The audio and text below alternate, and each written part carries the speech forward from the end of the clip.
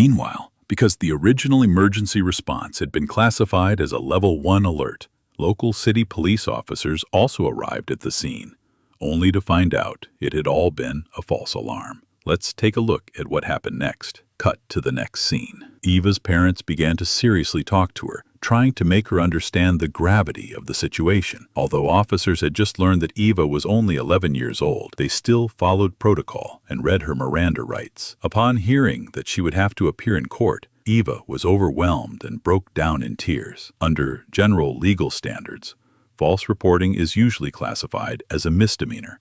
However, if the false report includes elements of serious criminal behavior, such as armed kidnapping, as Eva falsely claimed, it can be elevated to a felony. When Eva learned that she could be sent to juvenile detention, she finally broke her silence. Incredibly, Eva tried to blame her 7-year-old brother. It was hard to believe. How could a 7-year-old possibly convince her to prank the police? Once again, Eva was left speechless. She still didn't seem to fully grasp the potential consequences of her actions. But with guidance from the officers, Eva eventually admitted the truth. According to the official report, Eva had seen a viral challenge video online and decided to imitate it by repeatedly pranking the police. Her mother looked at Eva with disbelief in her eyes, and then Eva finally said something shocking.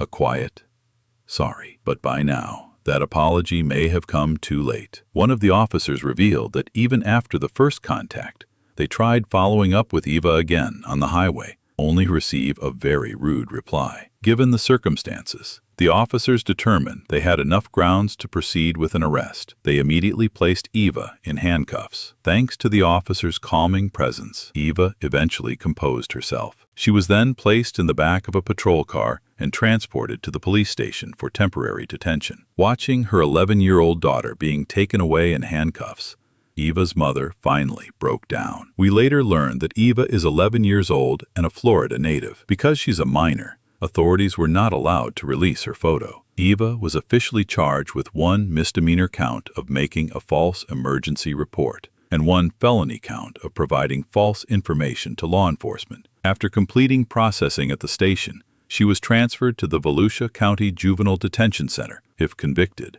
Eva could face several years of juvenile detention or probation.